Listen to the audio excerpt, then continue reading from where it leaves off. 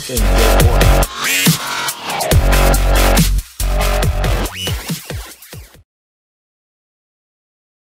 And welcome everybody to wisetake.com's MMA DFS podcast. I am your host, Steve-O, and you can find me at L_Steve_O, and I am joined by the legendary Wigsplitter. You can find him on Twitter at JEFPO. This Saturday night features a decent MMA DFS card, UFC Fight Night 125, Machida versus Anders. If you're not a subscriber yet, head on over to wisetake.com, check out the premium MMA package. It's only $4.99. It'll gain access to the premium chat, Wigsplitter's premium article detailing fight-by-fight breakdowns with his picks on each fight and everybody who's going to win, and a cash lineup suggestions. So, what is up, Wigsplitter? What's good? Everything's good, man. You know, it's one of those things where it's 3:35 a.m. here on the West Coast. It's 6:35 over there for you. Yeah. Always a good time to be talking MMA, man. There's no sleep in Brooklyn, bro. I like it. It's true. Yeah, man. We're up here early to bring you guys the best in MMA DFS. So this fight, it's got a lot of people I'm not too clear on, to be honest. I'm just like, it's one of those things. I've been watching MMA a long time, and some of these guys I've been seeing, and this one seems like one of those like build-up cards. Like, these are people that they're looking to probably push up into the main spotlight, I guess, eventually. These are some good tune-up fights, or some good fights that lead up to even bigger fights. I mean, especially after last week. I mean, last week we did a pretty good job of picking them fights, my man. I don't know if you saw that. I'm pretty sure if you guys haven't seen, check us out on Twitter, man. We're always posting our wins, and last week was we were pretty winning last weekend. I'm telling you, KC Chief. Shout out to KC Chief. Second to none. All you guys, man. You guys did a great job out there building your lineups. A couple of them had the same lineup as me. It was a really good feeling, man, to be able to see the subscribers out there just with the green screens, man. It's awesome. And this Fight Night card is one of those things where the casual fan probably throwing a couple bucks in to fight, in the DFS world is going to have the disadvantage, because they're going to have to try to pick some of these guys that they're not familiar with, and they may, some of them may get lucky and land on some of the good picks, but at the same time, they may land on some of the landmines that are deceiving your eyes. Yeah. And we'll go through that as we get there. Exactly. No, I got to say, this one is just even me, and I've been a big fight fan for a long time. Some of these, I cannot tell you who's going to win. I've been doing my research. I've been looking things up. A lot of these guys are riding fight streaks, but maybe not against notable competition. Just as a disclaimer, like you said, there's probably some landmines there. There's some people who we haven't seen in a while, or people that we're not very keen on, or some really big like pick-em matchups. Some matchups that it could go either way very, very easily. That being said, let's get right into it. The first fight on the prelims is a female MMA fight at 115 pounds. So this is at strawweight. Yeah, strawweight. And we've got Maya Stephenson versus Viana, La Dama de Ferro. Polyana Viana. So yeah, man. Polyana is. I've been actually following her. I've been waiting for her to make her UFC debut, and it's finally happening. Maya Stephenson isn't necessarily good. Put it that way.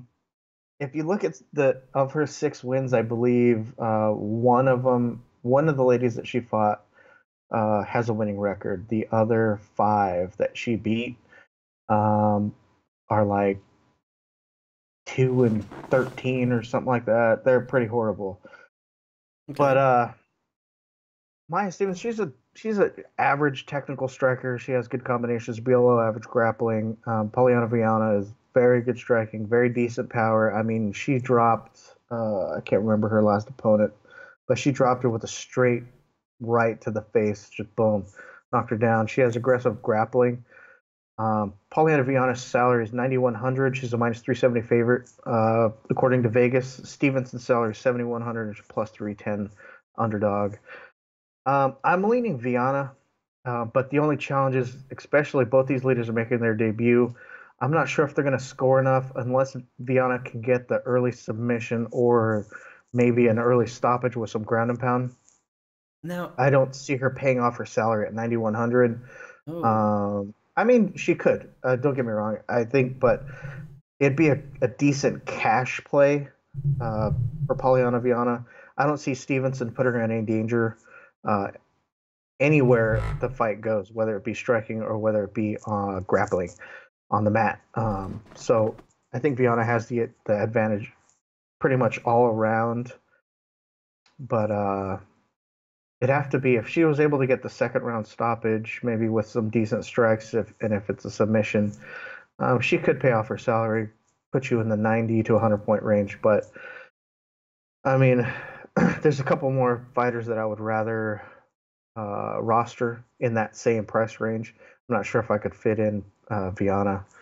But going forward, we can move on to the next fight, though. Yeah, I was going to ask, though, real quick about Polyana Viana. Why is her price so high considering it's her debut? I mean, they're both riding win streaks. I think Stephenson has a 5-fight win streak. Viana has also a 5-fight win streak. I figured there'd be more. Is there a reason for that by chance? She's just a better fighter. The quality of people that she's fought are a lot better as opposed to Stephenson. Okay. Just higher quality opponent. Fair enough. All right, moving right along. We've got for the early prelims. Let me say that. Yeah, the main event on the early prelim. Fight pass early prelim. We've got Davidson Figueiredo at a. Oh my goodness! I cannot talk this morning. And as a negative 145 favorite versus Joseph Morales plus 125 underdog. Like you said, your article, Davidson Figueiredo is 2-0 in the UFC. Joseph Morales is 1-0. So these guys are looking for their first, just to keep rolling along in the UFC. Who you got right off the bat? See, the hardest part, I want to be able to see how Figueiredo, his weight cut goes, because the last card that he was on, man, he looked horrible. Like, he walked out there and he was just having a hard time just making it out to the scale. And if he has that kind of weight cut, it could be, I mean, he looked a little sluggish initially, not necessarily sluggish, but he looked not as explosive, because he's a very explosive fighter when it comes to when he's in the ring. He throws a lot of solid body punches. He uses his jab very effectively, but he puts everything he has into his punches. Morales, on the other hand, very solid submission skills. He has a very good guillotine submission, and his striking's I'd say above average. I mean, I put it down as average, but I mean he averages 3 strikes per minute. Doesn't necessarily get hit a lot. So I could see this possibly they're grappling, canceling each other out, and just being like a stand-up battle. And with that, I would sort of lean Figueiredo, but you can't really count out Morales, especially at that price. Figueiredo's salary is 8,400 and Morales is 7,800. I'm still making my decision on who I'm going to roster when it comes to who I'm going to build around, but both of them are viable when it comes to a GPP. So, but we'll have to see when it comes to the premium article on Friday and the Y stream for the members only on Saturday. Okay. All right. Well, that was the prelims. Then we've got the Fox Sports 1 prelims, and kicking that card off, it looks like it's Yuri Alcantara versus as a plus 100 underdog versus Joe Soto minus 120 favorite. But these guys, I like watching these fights a lot. I love the bantamweight division. I love the featherweight division. The lightweights are, man, they're just fun to watch. Very high technical skills on either side. These guys have been around for a little while. I mean, Joe Soto made his debut against TJ Dillashaw, filling in on a card because I think it was Mighty Mouse was hurt or something, or somebody was hurt. This was when Dillashaw was the 135-pound champ the first time. Mm-hmm. Yeah. But he's progressively, I guess, he improved. You know, slowly but surely he's improved. He just finished having his 3-fight win streak broken. He lost to a calf slicer in the first round, so I guess he's just trying to make a quick comeback. And then that was a sick move, by the way. Yeah, yes, it was. I mean, it was quick too. When he slapped it in, it was like instant, like tap. I was like, oh, yeah. Like you do not see calf slicer finishes very often in the end. I think that was the first actually in the UFC. I think so too. But that was an awesome, like, highly technical move that not very many people can, for one, pull off, but let alone get the submission tap from. I was really impressed. Yeah, so he ended up on somebody else's highlight reel. No wonder he wants to fight again. He wants to watch the bad taste out. Joe Soto's not bad. I mean, obviously, he can hang on the top echelons, I guess, at 135, but he hasn't had much success, I guess, since his big break against Dillashaw. I think that was about it. Yuri Alcantara is also riding a 2-fight losing streak, and he's kind of one of those gatekeepers, I feel, like in the UFC, you know, where he wins one, loses one, wins one, loses one. You know, if you can beat him, you might be able to crack the top 10. So with this one, both of these guys are looking to get back in the win column. Obviously, Alcantara's been there a while. So I don't know if a third loss would really hurt him because, you know, I guess the UFC appreciates his consistency. But at the same time, you know, who can say? Alcantara comes to fight. That's very true. Sorry. Soto is on the same level. I don't see these guys as making a run at a title anytime soon, or even pushing. I mean, I could see them pushing to be a top 15 guy, but yeah, I don't necessarily see them as like the next up and coming, or like, you know, their resurgence, like one final push before their swan song. Alcantara is he hasn't looked the same over his last 3 fights. Very slow, sluggish. He just doesn't seem like he's the same explosive fighter. Soto, I could see probably getting a decisive victory here, but you know, Alcantara's salary is $8,000. He's a plus 100 underdog, and Soto's salary is 8,200, so minus 120 favorite.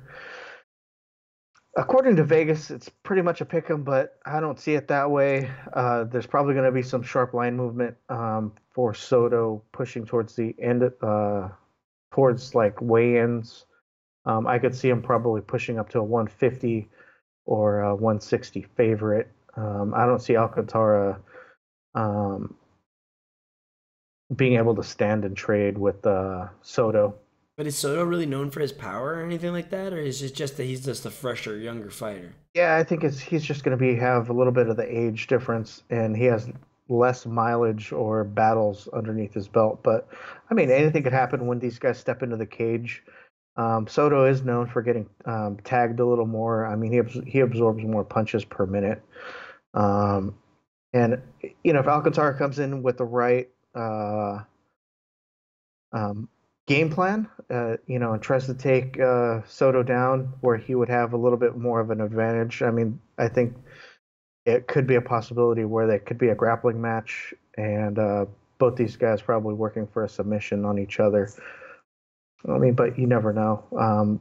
These guys, I don't see myself building around one or the other.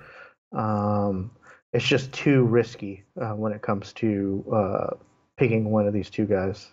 Yeah. To put it in a roster. You already read my mind. My first thing was, so who are you rostering anyone? And I'm like, I don't know, because it's like, yeah, I don't know, the price. I start to shy. I tend to shy away a little bit from anything going in the 8 and 9K for my squad sometimes, unless it's like a lock. Yeah. Well, one of the things I look at is, for example, if you look at the fight and then you look at the possible outcome, right? Hmm. And I try to play it out like if I was one fighter or the other, just from watching fight footage of both fighters. And if I look at it and I go, okay, this guy and this guy possibly could fight to a decision. Now, if they fight to a decision, are they going to be having? Do they have that high of an output or takedown average to push them into the 80, 90, 100 point range? I don't see that happening. I see this if it does go to a decision, they're probably going to be scoring really low because neither fighter has a real high strike output. So if it turns into like maybe a pop shot here, 1-2 strike, push up against the cage, try to work for a takedown, and then break, and then reset into the middle of the ring, and then circling each other. I Yeah. don't see either of the guys paying each other salary off, and then with both of them being, grappling bases where they have decent submissions, it could be, if they're just rolling around grappling, one could get a couple passes here and advances, but I don't see them scoring enough to where they would have multiple, um, high enough score. It's possible that you could, if somebody could get lucky, and if they pick the right guy between these two, they could be on a winning GPP lineup. But I'm almost looking as if I'm going to fade these guys just because it's too hard of a matchup.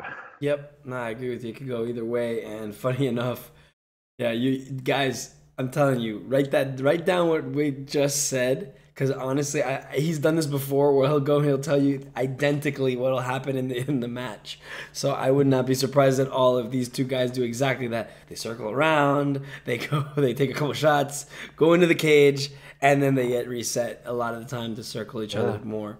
Um, Going forward, we've got Douglas Silva de Andrade versus Marlon Vera as a minus 135 favorite.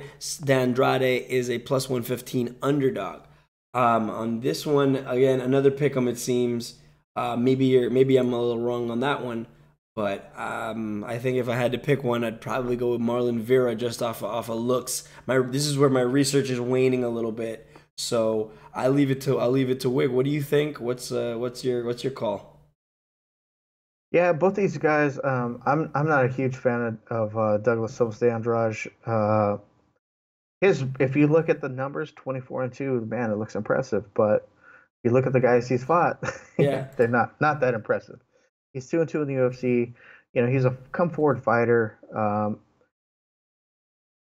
He has decent kicks, tends to throw a lot of single power shots. Chito Vera is, I think he's going to be more of the explosive fighter. I think he has the advantage on the ground. If Andrade, Vera's he's well rounded. I think he's fighting out of Team Oyama. Um, so those guys um, they've been on a roll lately.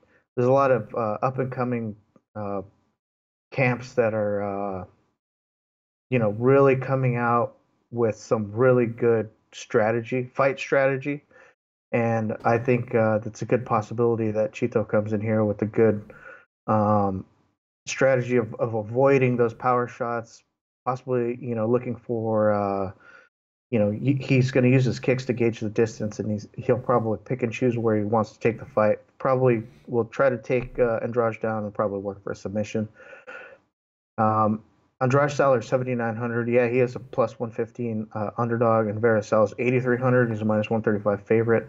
I could roster Vera in a GPP, but there's no way I could roster Andrade just because of his fight style. I mean, with those looping power punches, eventually, you're gonna gas your arms out, just throwing everything you have into the shots, and if you're not landing them, you're just gonna be burning your arms out. So, plus with the way he throws, he does leave himself open to be countered, and I could see Chito probably catching him with something that could maybe drop him or daze him enough to where he could work for a takedown and probably do some ground and pound and possibly a submission.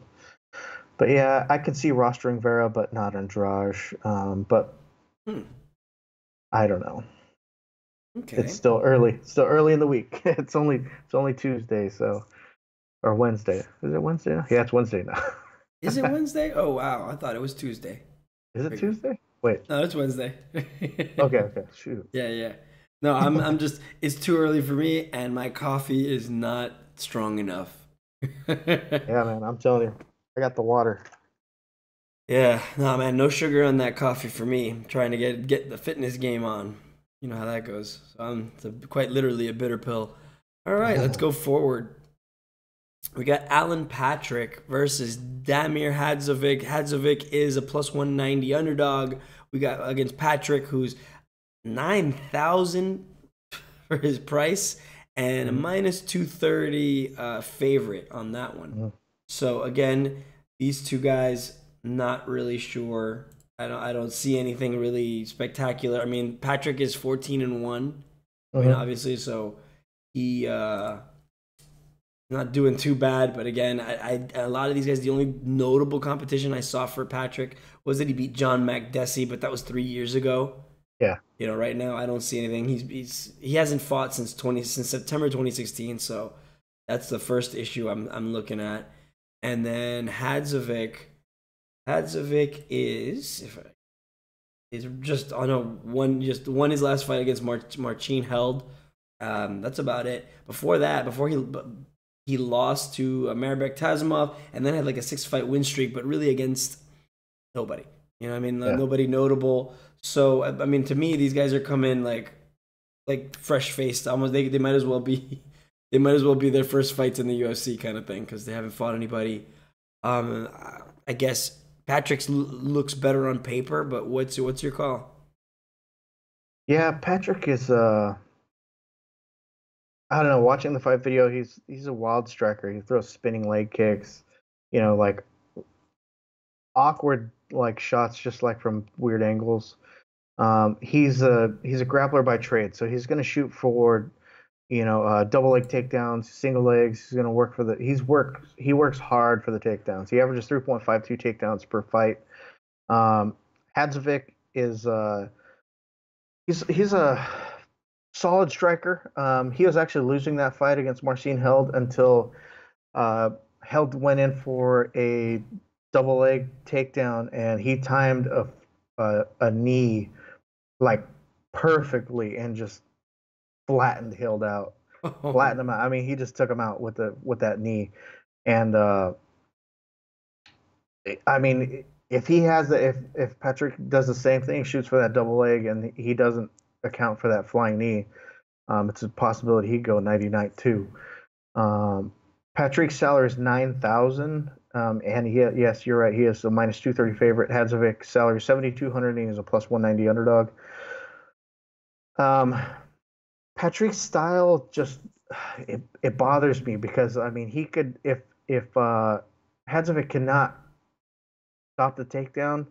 Patrick is not a very active. He doesn't have his top game isn't very active. So once he gets on top, he tends to lay and pray. Yeah, it literally just wait. I mean, he'll just eat the clock up, and then you're not going to score that much for 9,000. So maybe the casual fan will look at this right here and go, wow, this guy's 14-1, 9,000. Look, he averages 3.5 takedowns per fight. So they're looking at 15 points, you know, then he gets the decision. That's another 30, so that's 45.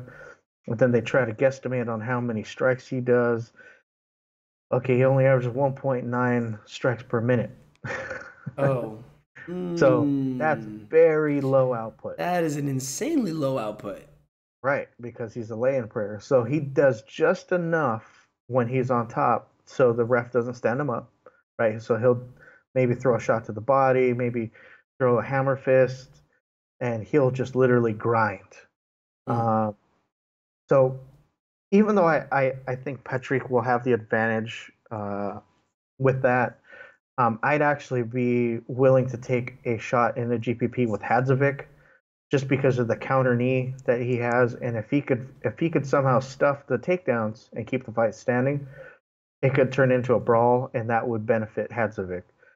So I'd be willing to take a GPP flyer on Hadzovic, but it'd be hard for me to roster Patrick in a GPP just because I don't think the output is there. Cash, for a cash lineup, he's viable because if he does get the win, decision victory with multiple takedowns, you're looking at 70 to 80 points, which you would need to get you into that cash line. You're probably going to need about 500 points. So um, it's plausible that Patrick could pay it off in a cash lineup, and its salary is not as high up there, but it's workable. So yeah, okay. That's what I'm leaning towards. Hadzovic would be a GPP viable, and Patrick would be cash only, in my opinion. But it's still early. So we'll have to see how it works out throughout the rest of the week. I still have a lot more fight video to go over and evaluate. All right, so we'll go right along to the next welterweight fight. It's Sergio Morais at a plus 165 underdog versus Tim the Dirty Bird Means minus 190 favorite. Again, really just kind of a pick 'em for me. I've never really been a big fan of Tim Means. I think that they're both, they're not doing anything spectacular. Neither one of them, sadly. Tim Means is, again, one of these guys. It's kind of like a gatekeeper. He just finished losing to Belal Muhammad, split decision. So, that one could have gone probably either way. He had a 2-fight series, I think, with Alex Oliveira recently. He beat Alex Garcia. So, again, win one, lose one, win one, lose one. Not anybody really notable. I mean, he has wins over George Sullivan, but again, George Sullivan got whooped this last weekend. You know what I mean? And that was a while ago. So nothing really special there with Tim Means. Sergio Morais is one of those weekends where I'm going to be basically just rely right on you. I'm not even going to pick him just because you have the golden touch. I mean, this guy, however, Morais is looking a little bit more solid just because he was riding looks like a 6 or 7 fight win streak before he unfortunately for him ran into Kamaru Usman. Mm-hmm. So, I mean, besides that, sorry, my voice is a little hoarse. Gets randomly cold and then hot, and then cold and then hot over here in Florida. So, yeah, I'm gonna just lean on you on this one. You're doing all the work this week, it seems, because I'm like I usually have a pretty solid, yep, this guy's gonna win for me, and that guy's got this because I saw this, but these guys, they're just so up and down, or lack of a really solid row of competitors. I can't really tell because at any point, this is really quite literally any given Sunday or Saturday for me. So, what's your breakdown with these guys? Yeah, man. Sergio Morais, he's been around for a long time too. Same thing with Tim Means, the Dirty Bird. Tim Means is one of those high volume output strikers. He doesn't necessarily have like a lot of power, but he just tends to pot shot. I mean, he just keeps putting his jab in your face or digs to the body. Whatever he can, he's just always throwing. I mean, he averages 4.35 significant strikes per minute. Doesn't necessarily get hit out a lot. Morais is the same thing. He has notable wins like over like Neil Magny, but that was like back in 2013. Yeah, Magny's very different now. Yeah, he's a different fighter now, but they both have decent takedown defense, so it's possible that their grappling will cancel each other out, and it'll just be a standing battle. Which I give the advantage to Tim Means just because he has a little bit more of finishing when it comes onto the feet, and it's mostly by volume. So he just literally will wear you out. Morais' salary is 7,400. That sort of makes it appealing. Means' salary is 8,800. And he's a minus 190 favorite. Now,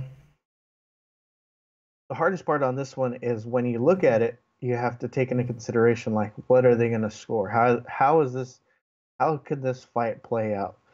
And you just heard me sort of do that before. Yeah. And if you look at it, and if you look at Tim Means' wins, like over Sergio Garcia, he only scored 62 points. In his losses, a decision loss, he only scored 46 against Bilal Muhammad. Um, you know, against Homasi, he scored 106, but that was because he got a KO. It was a second round KO. So it's one of those things where at the for his salary, unless he gets an early finish, that's the only way he's going to be able to pay off his salary. Because even with the high volume strikes, he's not going to necessarily put you in a position where um, he's going to score enough. So if you look at Morais' salary, even in a decision, he's going to give you 50, 56. In a draw, like he scored 29. In his loss against Kamaru Usman, because it was the first round and he got knocked out, Yeah. he scored 7. But if you if you take into consideration risk versus reward, I could see Morais possibly paying off in a GPP. Okay. And Tim Means, it would be hard for me to roster him because unless he gets the finish, I don't see him having the same type of power as Usman. He's more of a volume, accumulation of strikes type finisher. And I don't, unless that loss that Morais took really opened up his KO button and his chin is just weak now. That's the only way I could see Tim Means paying off his salary at 8,800. So it's possible that I would maybe take a flyer for salary relief on Morais, but I couldn't see rostering Tim Means. Okie dokie. That'll do it for the Fox Sports 1 prelims. Now, finally, the Fox Sports 1 main card. Just going right to it. Thiago Santos versus Anthony Smith. I've seen Thiago Santos fight a bit. Seen him before. I think he's riding, I think both of these guys, if I'm not mistaken, are riding a 3-fight win streak just off the top of my head. So this one should be kind of interesting to watch. Again, no real notable competition. You can say at least Santos has at least fought Gegard Mousasi, but he also got knocked out in the first round by Gegard Mousasi. That doesn't really say. He's fought tough competition, at least from back in the day. Nate Marquardt, Elias Theodoro. Again, just off the top of my head. So right now, Santos doesn't look bad. I mean, he's been doing a lot of TKOs lately. I think that's what he's riding the win streak on. 3 fights in a row with TKOs, or not a full, one punch knockout power kind of thing, but still got placing some good shots. Whereas Anthony Smith, I'm a little less. I'd know less about him, but he's also riding a 3-fight. But he actually beat Hector Lombard not too long ago. But I mean, he's beaten Josh Neer as well, from what I recall. My problem with all that is, again, Hector Lombard is also coming off of a USADA ban, for a little bit, and he recently got popped for steroid use. But so what can you say to a about a depleted guy who's no longer fighting on the juice? Is it really good competition? I don't know. I mean, when it comes to competition, I mean, Santos has fought higher level competition, so that should play in his favor, I feel. But Smith looks like he's also up and coming. I mean, but the middleweight division is yikes. Middleweight division is also just really nasty when you start getting into these ranked matches. So I'm still looking at fight videos. So my pick upon first glance would be Santos based on experience, but Smith could be on the come up as well. What do you got, considering Santos is the favorite and that minus 300 favorite, Anthony Smith plus 250 underdog. Santos, he looks like he might be the highest. No, he's second highest priced fighter on the roster. So I mean, is this the guy you roster? Is this the guy that you'd probably put in there? As we're getting into the main card, I'm really kind of starting to look to maybe put together my lineup, and I just don't see who to really get in there. So is Santos one of them, or do I go on Smith? What do you think? Yeah, this fight actually has fight of the night written on it. For me, just looking at fight video, Santos is he's coming off of a round 1 knockout of Jack Hermanson and a second round knockout of Meerschaert. and Jack Marshman. Um, and then he had the fight before that. He had lost in the first round to Spicely by submission. Then fight before that, it was a first round KO by Gegard Mousasi. So Anthony Smith has been around a long time too. He's actually was a Strikeforce fighter all the way back to 2011. Oh wow! See, I didn't know that. I had no idea. Yeah, he's been around a minute. He's got good stand up. He's got decent ground game. He's fought guys like Antonio Braga Neto, Roger Gracie, stuff like that back in Strikeforce. But at the same time, like if you look at his current run in the UFC, this guy's a notoriously slow starter. So when he gets in the ring, going up against a guy like Thiago Santos, he's going to have to really weather the storm because Thiago Santos is going to come in like a bull in a china shop, and he's going to throw like everything he has with ill intentions. I mean, he throws mad power behind like his head kicks, his spinning kicks to the body. I mean, he just throws everything with power. I don't see that these guys are going to try to take each other down. I think it's probably going to be more of a stand-up battle. I could see Anthony Smith possibly looking for a takedown, but Santos does have good takedown defense. So I think this is one of those things where I'm not sure who I would roster, but I would even take a chance because Smith's salary is only 7,000 on DraftKings, and he is a plus 250 underdog. Mm-hmm. Santos is 9,200 salary, and I think you're right. I think he's the third highest on the roster, but he does have some of the highest upside. But Anthony Smith is a pretty durable fighter, so it's a possibility that just turns into a brawl, unless he gets caught with something crazy and lights out. Which is possible either way for both these fighters because both of them are finishers. So it's one of those things where I'm going to have to, before I make my roster on Friday, I'm going to have to make a decision on whether or not I want to roster one or both of these guys. There's no way I would stack this fight because there is a possibility that it could go to decision, and I don't see there being enough output to warrant rostering both of them. Okay, not too shabby there. All right, yeah, like I said, we usually get our fight picks on the Wise stream just because that's when we've had the chance to do all our research and everything else, and usually we're going back and forth about, but wait, what about this guy and this and this and he's got this, so it's tough to pick them right now, especially in this card. That's why I was saying, man, I'm leaning on you because you've got that experience when it comes to DFS on me, and I'm still learning. I mean, last week was pretty profitable. I'm pretty happy about that. Thanks to kind of our back and forths, but yeah, my locks don't happen till like Saturday, an hour before the fights start.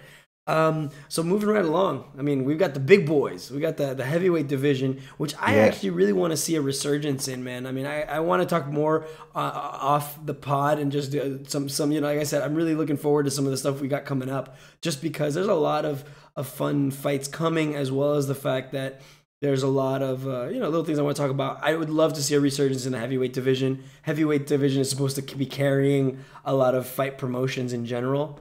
You know what I mean? And it's funny how it's the reverse. All the lightweight fighters most of the time are what everybody comes to see in the UFC. Back in the day, that wasn't the case, especially back in the old good old days. I'd love to see an absolute division in the UFC.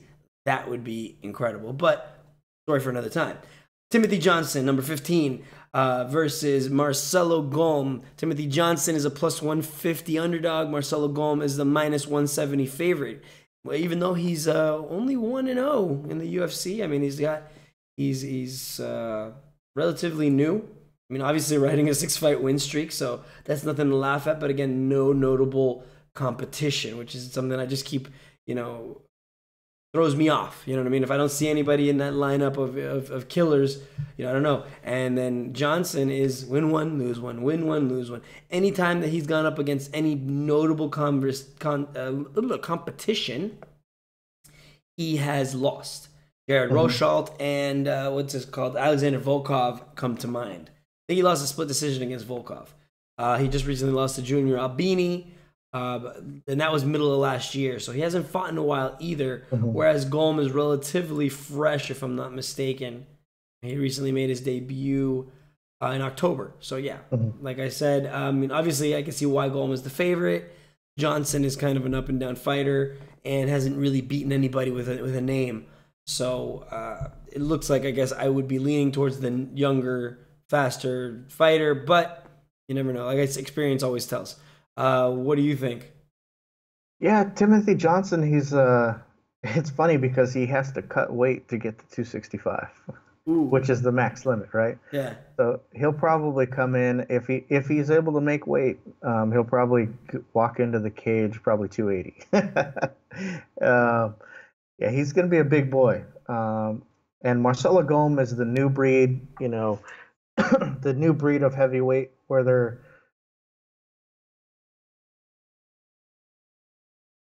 coming in at a moderate weight as opposed to hold on a second.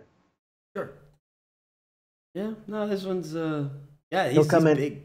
he'll come in at a moderate rate at about 249. So he'll be able to make, because he's going to be very athletic. Uh, when he made his debut, I think it was like 4 cards ago, maybe 6 cards ago.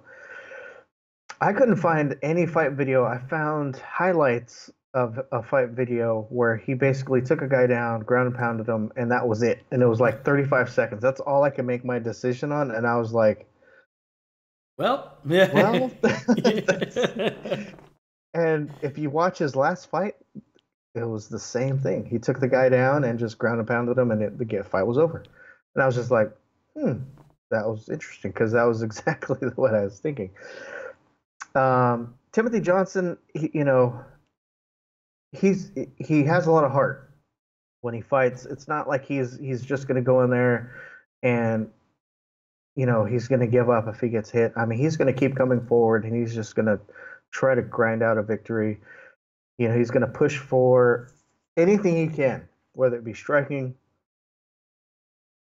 excuse me, whether it be striking or he'll try to work for a submission. He has decent takedown defense. He has average takedowns. He averages 1.3 takedowns per fight, but Golm averages 7 takedowns per fight. So Ugh. it's Wow. possible that this guy is just going to try to grind Timothy Johnson down to the mat and just get on top for some ground and pound, like he did in his previous fight and all of his other fights, and just work that. I mean, he's such a high volume striker because if you look at his statistics, he has a high strike output because once he gets on top, he literally just starts pounding. Like he just finds. So I can see Golm coming in and just like trying to just bully Timothy Johnson. I think it's not gonna be as easy of a job, but I think it's gonna be a solid fight either way. Johnson's salary is 7,500. He's a plus 150 underdog. Golm's salary is 8,500. He's a minus 170 favorite. I could look at rostering Johnson in a GPP. There's no way I could roster him in cash just because of he doesn't have the KO upside, and Golm seems to be durable, and just seems like he's the next breed, the new guy in town, willing to take over. And I think, and then I'm not trying to say that Johnson is the tin can that they're putting in front of him because he's a formidable opponent and anything could happen. But I could see Gom probably pulling off a decision victory or even second or third round stoppage by strikes. Okay. Sounds solid to me. Like I said, the fight will tell for sure. Yeah, Golem. Funny enough, you're right. I looked up. I tried to find stuff for Golem and I couldn't. So I'm so glad you found something because I would have been like, up those heavyweights, like, he looks good, But yeah, let's see. Going forward, at least in 155, one of my favorite divisions. Love that division. The house that BJ Penn built. We got. We've got Michael Prazeres at a minus 150 favorite versus Desmond Green plus 130 underdog. Prazeres is looking pretty all right. Prazeres doesn't look bad. He's 23-2. He's riding a 5-fight win streak. He beat Gilbert Burns, which is notable. Gilbert Burns is actually a very high-level jiu-jitsu specialist. Besides that, Joshua Berkman. But Joshua Berkman was on a tear recently. So, he was game competition last year. But however, he's back, I guess he rode the wave as long as he could. And he ran into Prazeres, and Prazeres really knocked him down a peg sometime last year. Whereas Desmond Green, I know a little less about. And let's see. He just finished losing. You know what's funny? I haven't seen Rustam Khabilov fight in such a long time. I don't know if I've just missed the fights, but everywhere I go, people have a loss to him. It's the funniest thing to me because I look on Sherdog, I look on all these other places, I'm like, oh, there's Rustam Khabilov again with a big old red loss next to his name because of the fact that he stopped somebody else's grind.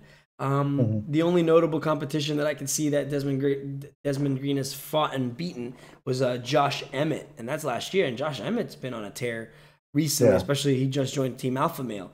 So this one has potential. This has potential for a very good fight, especially in that later with the get your popcorn ready. This is where the fight card starts perking up.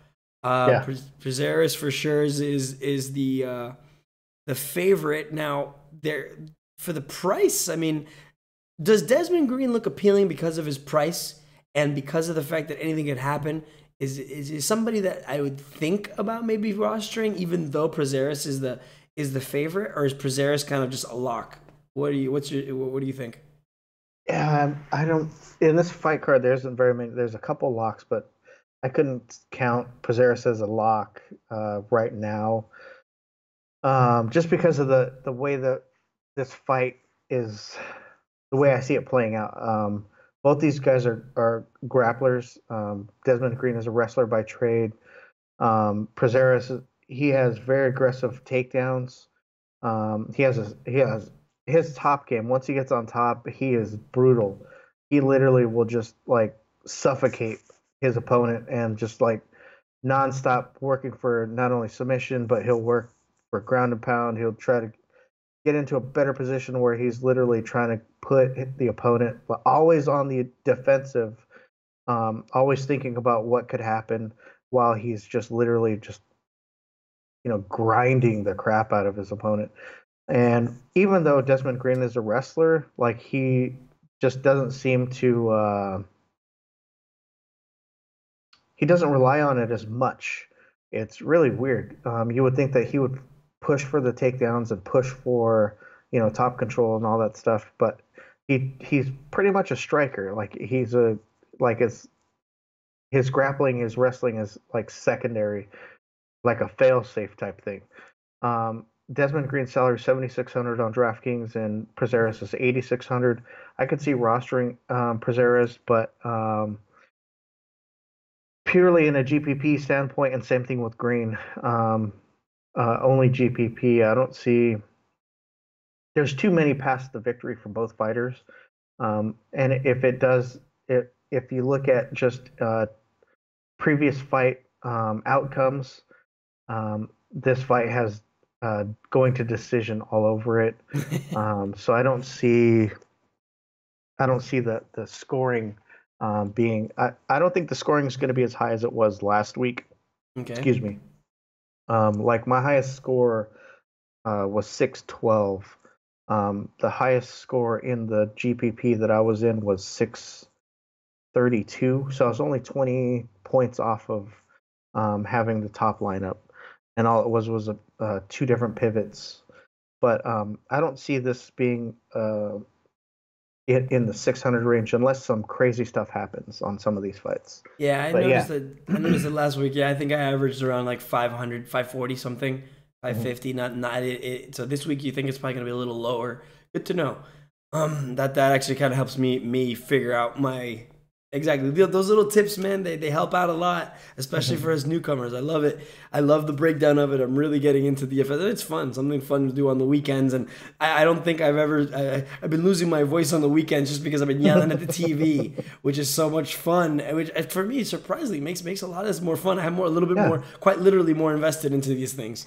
So how many times would you sit there and go, "Oh man, I can't wait till this Desmond Green, Michel Prazeres fight comes on," and then they'll be like, "Why?" And they're like, "Man, I need Prazeres to win, or I need Green to win." You're like, "Really?" yeah, I gotta say, like, yeah, you have a vested DFS. interest. You're like you're invested in the outcome, so it's Yeah, like, man. all right, And you know what the makes it funny fun. thing is? I'll be honest with you. Since I've started this hosting gig, and it's funny, I only put in $20, and with your picks, I've still got my original $20 plus some. I think I've got like 30, $40 in there, just still, and that's what I play with. So Yeah. until I hit it big one day, I'm still just leaving it there and just rolling it over. But I gotta Bankroll say, management, bankroll management. You got to yeah. start, small steps at a time. You're not looking for the big win. It's little pieces here and there, and build, build, build. Yep. Hands down. And that's what makes it more fun for me. So guys, honestly, if you get a chance, you got $20 to burn, put it on there, follow Wigsplitter. Mind you, we're not perfect at these picks yet, but man, it's still a lot of fun. It'll make your weekend a lot more interesting. But getting to our final three fights, this is where you need to get your popcorn ready. This is where the barn burner is about to begin. This is interesting. And this is one of my favorite fights coming up right now, just because in my opinion, Bullet Valentina Shevchenko should be the 135 women's champ. In my opinion, hands down. She has been robbed, I feel, twice by Amanda Nunes. One time it was a lot closer than the other, but I still feel that the judges, I don't know, they just gave away those fights. I really wish Amanda Nunes would have gotten knocked out by her. I mean, this woman kicks trees in Russia. I mean, come on. This woman is tough. And not bad to look at either. But anyways, Valentina Shevchenko to me should be the women's champ. I mean, at 135, she's gone through a killer's row of women. She's beaten pretty much everybody. So it's just weird to me that they're going to give her a brand new UFC debut, like as if she wasn't. I mean, it's going to be hard for her to get into the title picture unless Nunes loses the belt anytime soon. I mean, she should have lost it. I feel she should have been at least at the very worst a former women's champion. And I'm obviously you can tell who I'm rooting for. I mean, she's a minus 800 favorite against a plus 550 underdog in Priscilla Cachoeira. I'm not sure how to say that. Obviously, Cachoeira is riding an 8-fight win streak. But you've got a girl who's tried and true in Valentina Shevchenko, and she wants to stay at the top of the division. For me, the choice is clear. However, I don't know if I can roster her at that price. It's insane, 9,600. And this is where I turn to Wig. Yeah, like that's the rough part is her salary is so up there. Like you literally have to take 2 punts and hope those Hail Marys win. And I'm not sure if 2 of those are on the card to be able to roster her at that price. Yeah. And if you're lucky enough to put her in there, then more power to you, and you're able to work it out.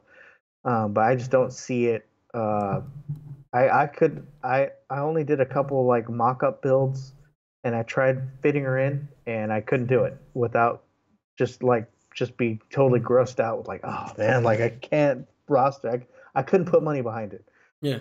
She is cash viable. She is GPP viable, but the only thing is that I think she's going to be low owned all the way around just because how high of her price will be. But I've seen crazier things happen. Joanna Jędrzejczyk was a minus 400 favorite going up against Rosnama Nunes, and she lost. Yeah. Crazier things have happened, and Cachoeira is fighting in her hometown. She's making her UFC debut. It's possible that they have really good doctors down there. And you never know what could happen. This is true. So it's one of those things where, you can't count anything out, but Shevchenko is, man, I'm telling you, I appreciate everything she does in the cage. Her training is top notch. She really puts everything into her craft, and that's all you can expect out of a fighter, especially if you're just watching them as a fan. Most of these ladies, when they get in there, they go in there and brawl, man. They put it all out there.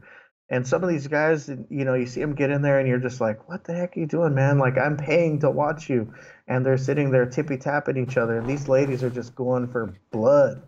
Isn't that something? No, it's just it drives me nuts because the women's fights are so much more unpredictable than the men's because the women bring it every time.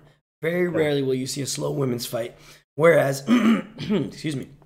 Whereas with the men, once they get into a rhythm and you've seen them fight a couple times, you kind of already know how they're gonna fight, and that makes it easy for pick'ems. But at the same time makes for kind of a boring experience. But women, man, the women, I love that about it. I'm so happy that they added the women's division a few years back, and I think it's paid dividends for the UFC. But that's just my opinion. Personally, I enjoy it, but. So yeah, I mean Valentina, like I said, is almost almost a lock to win, especially against a newcomer with not the same level of experience. But who can say again? Fight game is crazy, and that especially when it comes to the women. So and honestly, like I would if you take the flyer on Caixera at 6,600, you could literally put anybody in your lineup, and if you're willing to take that I mean, I might make one lineup with her in there just because, like, you can literally fit every top guy that you want in there, and you know, possibly score enough to where you're gonna, you could win. And if she pulls off the upset, then you're like light years ahead of everybody else. You're gonna jump past a lot of people, because there's no way that I guarantee you there's going to be a hand. Maybe I think she goes maybe 2% at the most, 8% owned in GPPs. So there's no way you could put her in a cash lineup. I'm not, I'm not saying that, but if you're going to take that flyer and you want to throw that Hail Mary, I think Caixera would be one of those ones where you can easily do it on. And I'm not saying Shevchenko's set up for a loss here, but she is flying into Brazil. You know, crazier things have happened. Yep. All right, moving forward at 135, another one of my favorite fighters, just because of the fact that he's always puts on a good show. The Magician John Dodson is your minus 155 favorite versus Pedro Munoz plus the 135 underdog. John Dodson is one of those guys that if he didn't have a bunch of monsters above him, or at one point he would have been the UFC champ. I mean, this guy literally, it just so happens that he happens to be against, Demetrius Johnson. Come on, Mighty Mouse, the GOAT, pretty much the pound for pound king. And that they've had some great battles, but Demetrius Johnson keeps getting better. John Dodson has gotten better, but has also slowed a little bit. I've noticed. Those fights they stack up on you after a while. The fight game is not nice to anybody, and neither is time. So he's got that going against him, but he's still an exciting fighter. One of my favorites to watch. I think that, and then he's coming off a loss to Marlon Morais, also another top 5 fighter that the UFC, I'm glad they got him. In fact, he has trained with my boy Wagner Rocha down here in Florida, and Wagner's, this guy, Marlon Morais is just a beast. You know what I mean? So I could see why he lost. There's no shame in that. Morais is just a savage, and he dominated, I think, in World Series of Fighting and everywhere else he was at. So I wouldn't be surprised at all to see Morais, in a title fight sometime soon. You've also got Pedro Munoz, who has fought, has a 4-fight win streak. Only notable people: Rob Font, Justin Scoggins, Russell Doan, but nobody really big. I mean, there are people that are named that have been fighting for a while, but he hasn't fought anybody, I think, the caliber of John Dodson. So this should be a good test for him. I still give it to Dodson. Probably unanimous decision victory, if I had to say anything off the top of my head. What about you? Yeah, I'm torn on this one because I could see a path to victory for both guys. And the path to victory for Dodson I see as a decision. If it does go to decision, honestly, it'll be split decision. It'll be close. The path to victory, I see multiple paths to victories for Munoz. One of them being a possible submission. The other one being going decision. If it does go to decision, hometown cooking. He's from Brazil. Probably. I mean, hey, like it's coin toss, and they're sitting there going, American or the Brazilian? American or the Brazilian? You know, I'm not saying that it's gonna happen. I mean, but we've seen some weird decisions in, other countries. Yeah. Japan, Brazil, to where you just go, wait a second, there's no way that person won the fight. But, one of those things. It could happen. Both these guys are very flashy. Munoz is he has a lot of pressure. He comes forward, high volume striker. Dotson is one of those guys. They call him the magician because he could get in and out of there. Like he'll Yeah. pop One stop minute. you, then come in. Next thing you know, he's throwing. Yeah. He hits you with the jab. The 1-2, and then he steps back, and then he gives you the spinning back kick to the head. Yeah. Just he throws some like really wild strikes, and not like he's um, wild No, striking. I he's not a mean, wild he's striker at very all. calculated, and Yes. it's he sits there and he will literally like, okay, it looks like there's a spot here, boom, spinning back kick, Yeah. and it could be to the body, and then he could set it up for the head. Um, both these guys have amazing cardio, so I could see this just being a barn burner. Um, but yeah, I could see this possibly even turning out as fight of the night. Yep. Roster wise, both these guys are GPP viable. If Munoz is able to pull off the upset, he's definitely going to pay off his salary. If Dodson goes to decision, he could easily pay off his salary in the 80 to the 100 point range, depending on the amount of strikes he's able to accumulate. Um, but he will have to defend the submission that Munoz will try to put on him. So that's one of the things I'm leaning towards.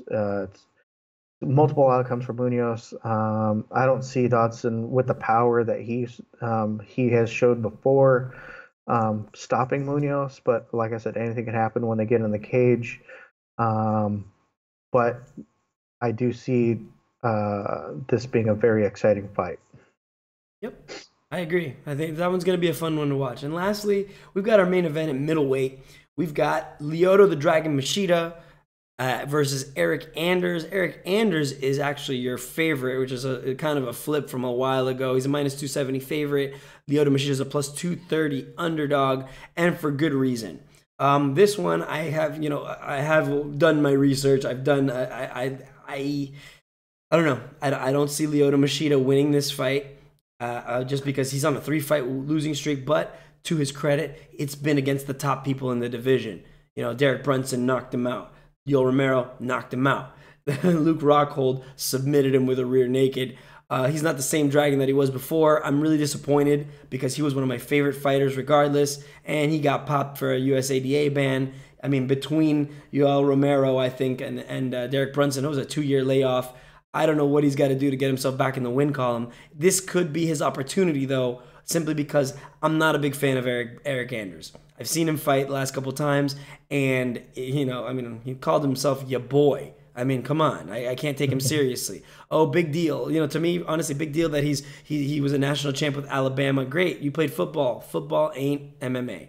So I don't know why the announcers went crazy about it. I get it. Oh, he's tough. Oh, okay. You're also fighting nobodies. You're riding a 10-fight win streak, but the last two hasn't exactly been against one of them. The last fight that he took, the guy fought him on like 20 days notice. So come on. The guy did the best he could and took his best punches and kind of, laughed him off. You know what I mean? The guy, I respected more his opponent for the 20 days being in there than him per se. I will say he does have poise. He is a patient fighter. I've noticed that when he wants to, when he goes and when he gets good coaching, he's good. He's not sloppy. He does have a bit of a problem turning on hitting that button, turning it on. But he doesn't seem to have any notable skills just yet. He had a fight. He was winning on with the hands, and he decided to push up against the cage the whole time. If he can catch Lyoto Machida, I'd be surprised if he could do that.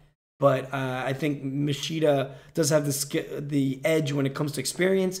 But this guy could just as easily put Machida into the floor and then just kind of grind him out for 3 rounds. I'm not looking forward to this one as much as I wanted to be. I was hoping Eric Anders was something interesting for me. Right now, he's still developing, so maybe I'm just being really harsh. But I mean, he's your favorite. I guess for me he's rosterable just simply because he's the favorite, and we've got an aging Machida who's not been the same since. However, I don't know yet. I gotta really kind of look at more fight video from Anders, but right now he just looks really green. Well, so what's your take on our final fight of the night? Yeah, I mean, you have some valid points, but um, I think you're overlooking the fact that Lyoto Machida is taking this fight on coming off of a knockout, and it was only 3 months. Mm, Like normally, mm. when you get knocked the f out, usually you take some time off. Yeah, You I don't didn't come expect back it to in be three that. months. Wow, you are Um, right. He lost in October, at the end of yeah, October. So November, right. December, January, yeah, 3 months. That's not enough time to come back from a vicious knockout. And Mm, what happened in the fight before that? He got knocked out, yeah. right? And the fight before that, he was submitted. The So bats aren't in the belfry anymore. it's one of those things where there was a couple Twitter feeds out there where he supposedly was hinting at the UFC forced him to take this fight. Oh. Now, nobody's going to put your hand onto the paper and sign the contract. Nobody's going to do that. You signed it Okay. yourself. Okay, so Anders, yes, he is up and coming. Yes, he is a former national champion with the Alabama Crimson Tide. He's very athletic. Yes, he is developing. But if you look at his fight progression from when he was fighting as an amateur till now, he is excelling uh, in all aspects of the fight game. Um, when he was initially in fighting as an amateur, he relied heavily on his takedowns, and he would take his opponents down, just grind them out. Then he started learning, he started incorporating more of striking into the game. And then once he got called up into the UFC, he knocked out his first opponent. I believe it was like Marcus Perez or something like that. Yeah, it was no, Um, that was his last one. One before that that was was his Rafael last. Natal. Rafael Natal. He knocked out Rafael Natal, I believe it was in the first or second round. Mm-hmm. Yeah, it was like a first round knockout. Yeah. Marcus Perez was actually a replacement fight, so he was actually training to fight somebody else. And then Perez took the fight on short notice because the other guy that he was supposed to fight came in as an injury. So even though he had to play, the curveball came and he took it, he had to take it and change his thought process on how he was going to approach the fight going up against Perez, and he still came out victorious. I think that shows that he has a good fight IQ, shows that he's able to adapt in a challenging situation. So I'm not saying that he's going to be the next greatest thing, but right now as he's developing, going up against a guy who just got knocked out 3 months ago, he has a high probability of coming out victorious just because of Machida, coming off the USADA ban. He just doesn't look the same. I mean, he has a dad bod now as opposed to like that ripped dragon body he used to have. But I mean, it is in Brazil and they do have good doctors there, so it's possible anything could happen. I definitely could see taking Machida at 7,300 in a GPP. Anders, I think, could be cash or GPP viable. There is some risk though in cash just because of Machida is known to be a counter striker.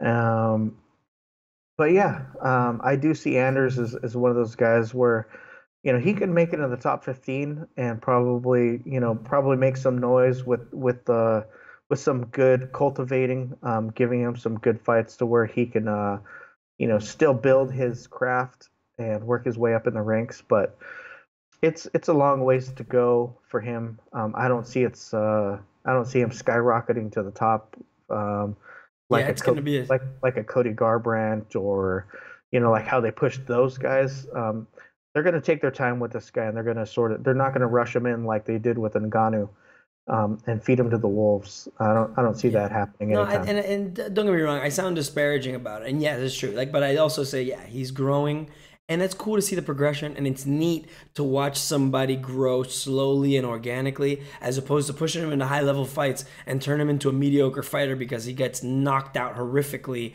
early on in his career or something by one of the killers at the top. So I don't mind it. I just want to see more from him, so see like a more polished game. You know, and I notice he's still putting it together. So although I sound disparaging, I think it's more like my little bit of hate towards Machida too, where I'm just like, you know, like, so the fight doesn't seem interesting to me, but this is a great opportunity for this guy Anders to show off his skills against somebody who was a world champion at one point. So yeah, see, the best part is too is like, as an MMA fan, I don't look at these fight cards. As a fan, if I looked at this card, I'd be like, it's not that interesting. But from a DFS standpoint, I'm looking at it as money. I don't care who these guys are. I don't care who the names are. I look at it statistically. I look at it from the eye test where I'm watching the fight video. And I literally, if you just blanked out each of their names and you just let me fight, you let me watch their fights, and I could help predict how they're going to win, that's what I go after. And I'm looking at it from a money-making standpoint. I don't really care when it comes to, like, you know, their records. I don't care how they're going to do. Like, if the guy, for example, like, if we went back up to, like, Timothy Johnson and Marcelo Gome, if I felt that Timothy Johnson had a great chance of beating Marcelo Gome, I'm definitely going to be rostering Timothy Johnson. I mean, I don't really care if Marcelo Gome, if he goes undefeated for the rest of his career. I don't care. All I'm looking at is to make money, and that's I want to help all the Wise Take viewers make money. So, you know, that's one of the things I like focusing on is yeah, there's a lot of MMA. Like, my personal take on it, man, I would love Machida to get back on the winning streak, but it's not going to happen. Yeah. But yeah, you're 100% right, and that's a great perspective. It's true. If you're looking to make money, this is a good one. If you're a fight fan, this is maybe just a good opportunity to see some fights and see what happens. But yeah, overall, listen, we're in the business of making that money as well. And speaking of, I guess on that note, we're going to end it off today. So thank you to everybody watching. Thank you for everybody in the chat. If you liked what you saw, smash the like button, hit the subscribe button, join the nation. Feel free to pick up a day pass or pick up the MMA pass as well. Listen, if you're listening on Podbean, on iTunes, leave us a 5-star review. Help us climb those charts. Get closer there so we can bring you the best in MMA DFS, as well as any DFS. Basketball, football, baseball's coming up, and all the guys are insanely excited about that. I'm actually excited. I'm a baseball fan, so I'm going to be paying attention to that as well. So, for Wigsplitter, I am Steve, and as always, have fun, make money, and be safe out there, and we will see you this weekend for our further fight breakdown. See you real soon, everybody. Not true. Yes.